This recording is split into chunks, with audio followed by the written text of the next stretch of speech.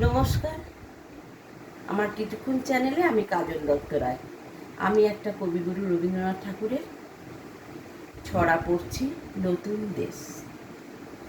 নদীর ঘাটের কাছে নৌকা বাঁধা আছে, নাইতে যখন যাই দেখি সে জলে ঢেউয়ে নাচে।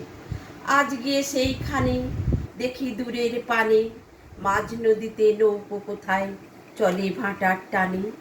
জানি না কোন দেশে পৌঁছে যাবে শেষে, সেইখানেতে কেমন মানুষ থাকে কেমন বেশে।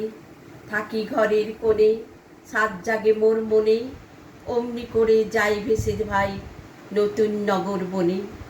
দূরসাগরের পারে জলের ধারে ধারে, নারিকেলের বনগুলি সব দাঁড়িয়ে সারে সারে। পাহাড় চূড়া সাজে নীল আকাশের মাঝে, বরফ ভেঙে ডিঙিয়ে যাওয়া কেউ তা পারে না যে। কোন সে বনের তলে নতুন ফুলে ফুলে, নতুন নতুন পশু কত বেড়ায় দলে দলে।